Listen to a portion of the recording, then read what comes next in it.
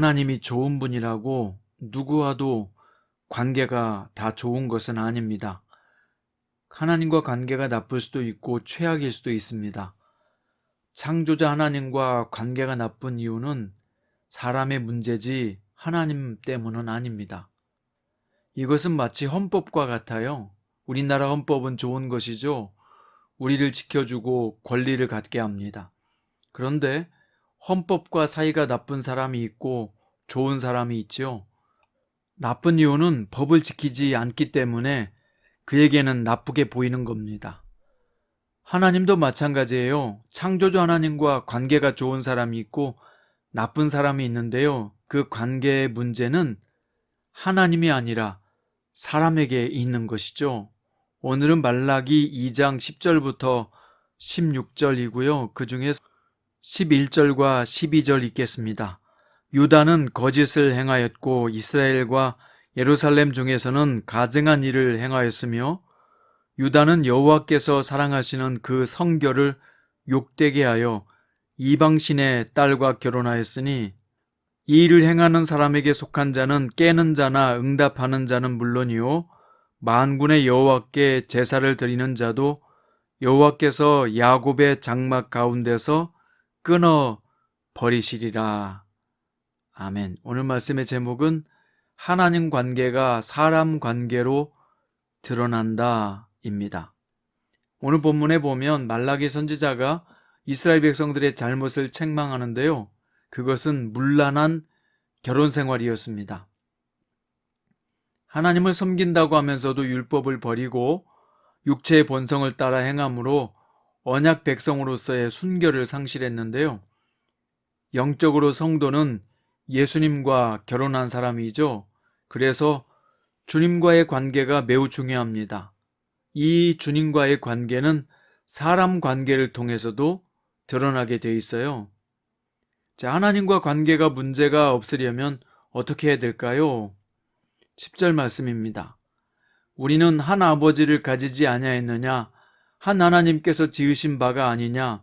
어찌하여 우리 각 사람이 자기 형제에게 거짓을 행하여 우리 조상들의 언약을 욕되게 하느냐?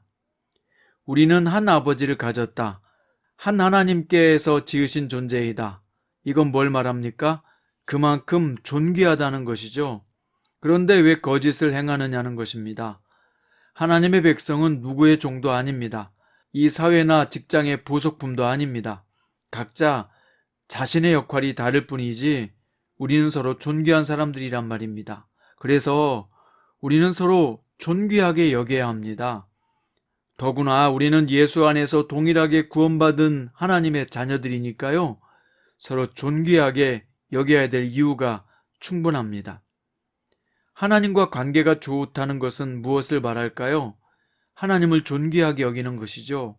그리고 하나님을 존중하고 하나님의 말씀과 하나님과 관계된 모든 것을 존중히 여기며 살아야 합니다. 사무엘상 2장 30절에서 나를 존중히 여기는 자를 내가 존중히 여기고 나를 멸시하는 자를 내가 경멸히 여기리라. 그래서 하나님을 존중하는 것이 곧 우리의 가장 우선적인 과제지요. 그러면 하나님과의 관계가 좋은 사람은 또 어떻게 해야 됩니까? 부부가 서로 존중히 여겨야 됩니다. 성경에 보세요. 에베소서 5장에 보면 그리스도를 경외함으로 피차 복종하라 라고 했습니다. 여러분, 예수를 믿는 사람들은 우리는 서로 피차 복종해야 됩니다. 그러면서 아내들이여 자기 남편에게 복종하기를 주께 하듯 하라 라고 말했습니다. 베드로전서 3장 7절에서 남편이 아내에 대해서는 이렇게 해야 된다. 저는 더 연약한 그릇이요 또 생명의 은혜를 유업으로 함께 받을 자로 알아 귀히 여기라 라고 말씀합니다. 아내 여러분, 그리스도 안에서 남편에게 복종하십시오. 남편 여러분, 아내를 귀히 여기는 여러분 되시기 바랍니다. 고린도전서 9장 5절에 보면요, 좀 특이한 표현이 있는데 믿음의 자매된 아내라는 표현이 있습니다. 이것은 무슨 뜻이냐면 우리가 부부이기 이전에 믿음의 자매의 형제라는 말입니다. 여러분, 자매의 형제를 대하듯이 믿음의 자매된 아내를 대하라, 이런 뜻입니다. 그러니까 내 소유로 알고 함부로 대하지 말라는 말입니다. 자, 그런데 유다 백성들은 어떻게 살았을까요? 11절에 보니까 유다는 거짓을 행하였고 이스라엘과 예루살렘 중에는 가증한 일을 행하였으며 유다는 여호와께서 사랑하시는 그 성결을 욕되게 하여 이방신의 딸과 결혼하였으니. 신명기 7장 3절에서 우상 숭배자의 딸과 결혼하는 것을 금지하셨습니다. 결혼은 정말 중요하죠. 신중에 신중을 기해야 합니다. 연애할 때는 서로 좋잖아요. 연애할 때 말이 안 통하는 사람이 어디 있습니까? 하지만 결혼하면 말이 안 통하잖아요. 연애할 때는 다 이해하고 포용해 주지만 결혼하면 각자 자신의 가치관, 세계관이 다 드러납니다.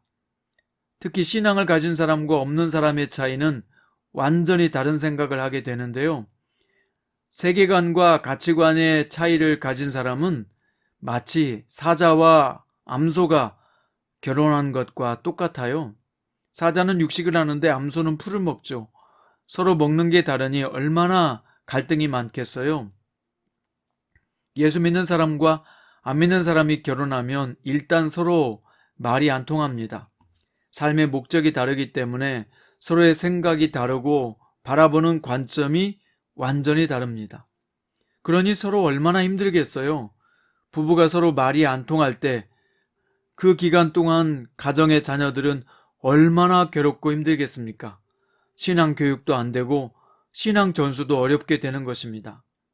이미 한 결혼이라면 최선을 다해서 지키십시오.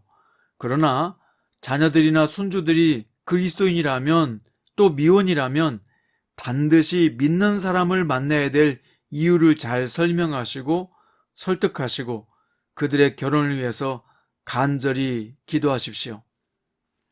서로 뜻이 맞지 못하면 날마다 눈물이요 탄식입니다. 가정이 엉망이니 신앙생활도 제대로 할 수 있었겠습니까? 그래서 하나님을 섬기는 것도 엉망이 되어버렸습니다. 그런데 오히려 하나님께서 자신의 재물을 받지 않는다고 원망했는데요. 그게 13절과 14절입니다.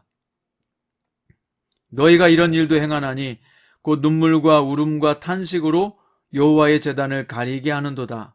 그러므로 여호와께서 다시는 너희의 봉헌물도 돌아보지 아니하시며 그것을 너희의 손에서 기꺼이 받지도 아니하시거늘 너희는 이르기를 어찌 됨이니까 하는도다. 이는 너와 내가 어려서 맞이한 아내 사이에 여호와께서 증인이 되시기 때문이라. 그는 내 짝이요 너와 서약한 아내로되 내가 그에게 거짓을 행하였도다. 여러분, 하나님께서 부부 사이의 증인이라고 말씀하십니다. 유다의 남편들은 아내와 성실하게 살겠다고 언약을 맺고 맞아들였지만 아내들을 배신했습니다. 그러니 또 아내는 남편에게 상처받고 어떻게 반응했겠습니까? 좋게 나올 리가 없다는 것은 당연하죠. 그러다 보니까 가정이 지옥이 되고 만 것입니다. 사랑하는 성도 여러분, 우리는요, 이 말씀을 우리 생활에 어떻게 적용해야 할까요? 예수님께서 마태복음 22장에 하신 말씀을 생각해 봐야 합니다. 내 마음을 다하고 목숨을 다하고 뜻을 다하여 주 너희 하나님을 사랑하라 하셨으니 이것이 크고 첫째 되는 계명이요 둘째는 그와 같으니 내 이웃을 내 자신과 같이 사랑하라 라고 말씀하셨습니다. 그럼 우리는 누구를 사랑해야 합니까? 하나님이 먼저죠. 마음을 다하여 목숨을 다하여 뜻을 다하여 하나님을 사랑으로 섬겨야 합니다.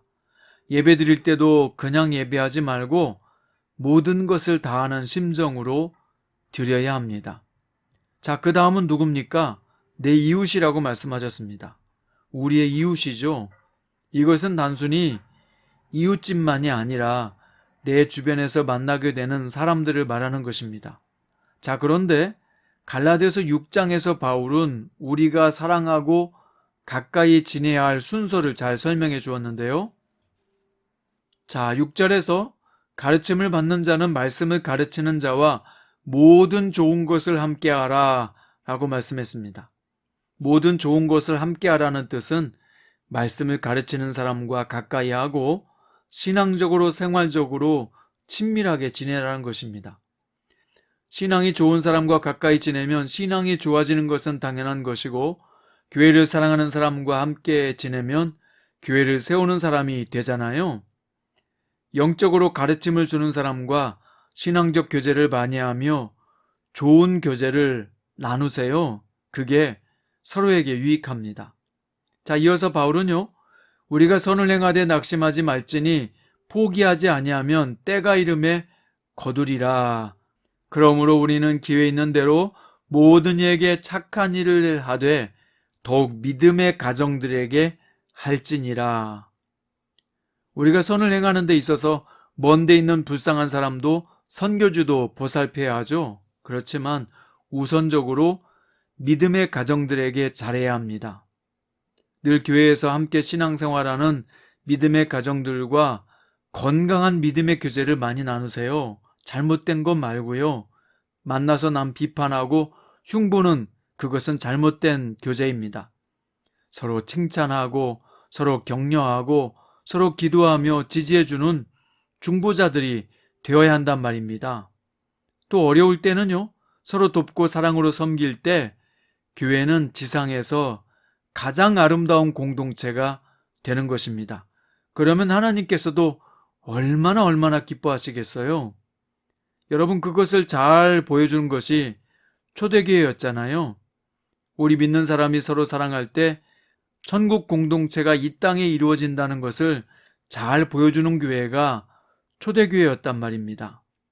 우리가 그런 초대교회를 이루어갈 때 우리의 자녀들의 신앙은 흔들리지 않게 되는 거예요. 성장하게 되고요. 다음 세대에도 흔들림 없이 복음은 잘 전해질 수 있는 것입니다. 오늘 말씀의 결론입니다.